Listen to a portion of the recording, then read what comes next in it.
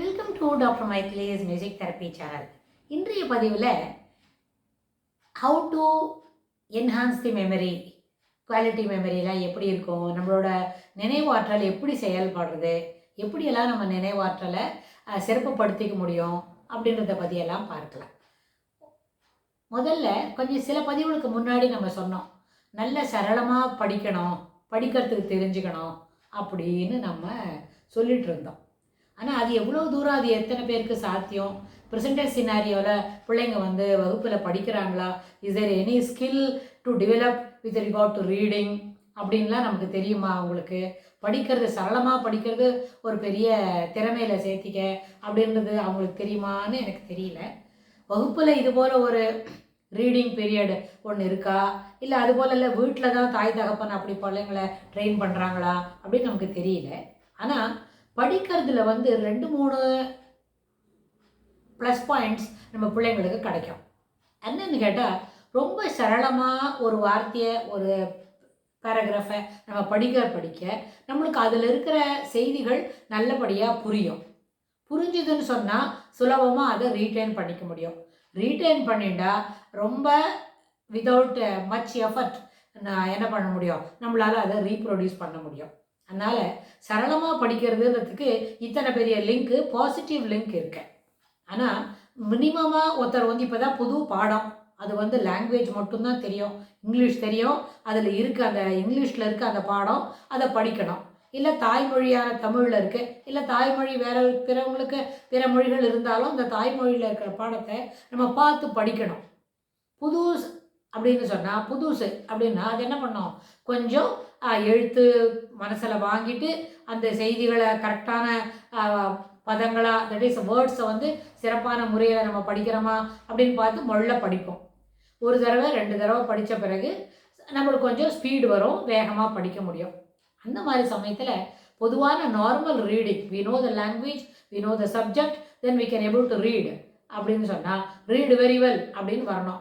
அப்படின்னு அந்த அந்த ஃப்ரேஸ் நம்மளுக்கு அந்த அட்ரிபியூஷன் நம்மளுக்கு கிடைக்கிறதுக்கு என்ன செய்யணும்னு கேட்டால், நம்ம முதல்ல பார்த்து படிக்கிறோம் இல்லையா, நம்ம எல்லாருமே ஒரு நிமிஷத்துக்கு 30 வார்த்தை படிக்கலாம். ஒரு நிமிஷத்துக்கு 30 வார்த்தை படிக்கலாம். சிலப்போ இன்னும் கொஞ்சம் சப்ஜெக்ட், தெரிய சப்ஜெக்ட் தான் அந்த லாங்குவேஜில் நம்மளுக்கு இன்ஃப்ளூயன்ஸ் இருக்குது அப்படின்னா 30லேருந்து 40 வார்த்தை கூட படிக்க 40 வார்த்தை கூட ஒரு நிமிஷத்துக்கு நம்மளால் படிக்க முடியும். அப்படி 40 வேர்ட்ஸ் பர் மினிட் அப்படின்னு நம்மளால் படிக்க முடியுதுன்னு சொன்னால், அது அப்போவே நம்மளுக்கு அந்த லாங்குவேஜில் ஃப்ளூயன்சி இருக்குன்னு அர்த்தம். அந்த படித்த செய்தியை உடனே புரிஞ்சிக்க முடியும், அந்த புரிஞ்சதை சுலபமாக நம்மளால் ரீப்ரொடியூஸ் பண்ண முடியும். அப்போது ரீடிங் ஸ்கில்ஸை டெவலப் பண்ணிட்டா இது நம்மளோட ரீப்ரொடக்ஷன் வரைக்கும் அது போகும். Reproduction of the memory, learned material, அது எந்த சப்ஜெக்டாக இருந்தாலும், லாங்குவேஜஸாக இருந்தாலும், ஃபிசிக்ஸ், கெமிஸ்ட்ரி, பாட்னி, ஜுவாலஜி அப்படின்ற சயின்ஸ் சப்ஜெக்டாக இருந்தாலும், இல்லை சிவிக்ஸு, ஜியாகிரஃபி அப்படின்ற சப்ஜெக்டாக இருந்தாலும் நம்மளால் அதை நல்லபடியாக ரீப்ரொடியூஸ் பண்ண முடியும். ஸோ ரீடிங் ஹேபிட்ஸை டெவலப் பண்ணிக்கிறதுக்கு 3 ட்ரிக்ஸ் இருக்குது. என்னெல்லாம் ட்ரிக்ஸு, அது ட்ரிக்கா டிப்பா அப்படின்றத நம்ம நேயர்களோட சாய்ஸில் கொடுத்துடலாம். ஆனால் அதை பார்த்து படிக்கும் பொழுது முதல்ல அந்த லாங்குவேஜில் நம்மளுக்கு ஒரு என்ன கிடைக்கும், ஒரு இன்ஃப்ளூயன்ஸ் கிடைக்கும், அதை பற்றின நம்மளுக்கு ஒரு நாலெட்ஜ் என்னது கிடைக்கும், என்னவோ படிக்கிறோம் நம்ம வாட் இட் இஸ்னு. அப்புறம் எப்படி அதை ட்ரெயின் பண்ணிக்கணும்னு கேட்டால், படித்த பிறகு ஒரு தடவை first reading, second reading, third reading அப்படின்னு நம்ம 3 தடவை ஒரு குறிப்பிட்ட எஸ்ஏவோ ஒரு பேராகிராஃபோ எதை நம்மளோட நிலவில் வச்சுக்கணுமோ அதை 3 ரீடிங் கொடுத்த உடனேவே வாட் இட் கண்டெய்ன்ஸ் அப்படின்னு நம்மளால் சொல்ல முடியும். ஒரு 5 அல்லது 6ஆம் கிளாஸ் படிக்கிற பசங்க, இல்லைன்னா ஒரு 8ஆம் கிளாஸ் படிக்கிற பசங்க அப்படின்னு சொன்னால், இது போல் நம்ம படிக்கிறதுக்கு, பார்த்து படிக்கிறதுக்கு ரீடிங் ஹேபிட்டை நம்ம டெவலப் பண்ணிக்க வேண்டியது ரொம்ப அத்தியாவசியமான ஒரு விஷயம். அப்படி இருக்கும் பொழுது அந்த படிக்கிறத மெட்டீரியல் இருக்கு இல்லையா, அந்த ஸ்டஃப்பு 2 பேராகிராஃபோ இல்லை ஒரு 4 பேராகிராஃப் இருக்கிற ஒரு எஸ்ஏவோ அதை நம்ம பார்த்து படிக்கும்பொழுது தேர்ட் ரீடிங்லேயே நம்மளுக்கு ஒரு கான்ஃபிடென்ஸ் வரும், இன்னும் கொஞ்சம் சீக்கிரமாக படிக்கலான்னு. அப்போது 4th ரீடிங் கொடுக்கும்பொழுது நிச்சயமாக நம்மளால் ரீப்ரொடியூஸ் பண்ண முடியும் அப்படின்ற ஒரு இன்னும் ஒரு தன்னம்பிக்கை வரும். அதனால் தொடர்ந்து படிக்கிறது, fluency of reading enhances the reproduction அப்படின்னு ஒரு பெரிய ஃப்ரேஸ் நம்ம சொல்ல முடியும். ஃப்ளூயன்சி ஆஃப் ரீடிங் இப்போ எத்தனை பேரால் படிக்க முடியுது?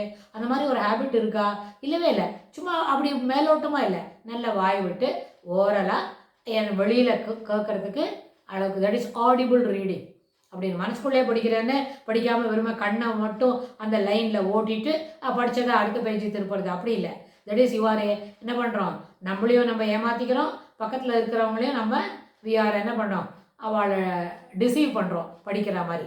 நம்மளை டிசீவ் பண்ணிக்கவே கூடாது, அப்புறம் பக்கத்தில் இருக்கிறவங்களையும் நம்ம டிசீவ் பண்ணக்கூடாது. சிலவங்களுக்கு படித்தா காதில் கேட்டுதுன்னு வைங்களேன், அப்போவே அவங்களால ரீப்ரொடியூஸ் பண்ண முடியும். சிலவங்களுக்கு அவங்களே படித்தாலே ரீப்ரொடியூஸ் பண்ண முடியும். ஸோ இது ரெண்டுமே ஒரு தனி ஸ்கில்லு தான். அந்த ஸ்கில்லையும் நம்ம டெவலப் பண்ணிக்கணும் அப்படின்றது இதில் தானே வரும். ஒரு தடவை தொடர்ந்து படிக்கிற பழக்கம். இதனால் நம்ம படிக்கணும்னு சொன்னால் அதை மனப்பாடம் பண்ணணும், நினைவில் வச்சுக்கணும் அப்படின்னு மட்டும் படிக்காமல் கேஷுவல் ரீடிங். ஒரு நாளும் நம்மக்கிட்ட ஒரு இந்த வாட்டி டெர்ம் எக்ஸாமுக்கு ஒரு 6 பாடம் இருக்குது அப்படின்னு சொன்னால் அந்த 6 லெசனையும் ஒரு தடவை கேஷுவல் ரீடிங், ஒரு நாளைக்கு ஒரு பாடம், இல்லாட்டி போல 2 நாளைக்கு ஒரு பாடம் அப்படின்னு it should be a habit.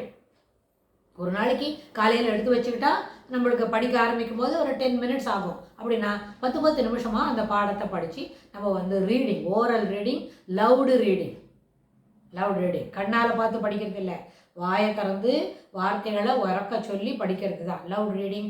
இருந்தால் ஒரு 2-3 டேஸில் ஒரு பாடத்தை படிக்கிறோம்.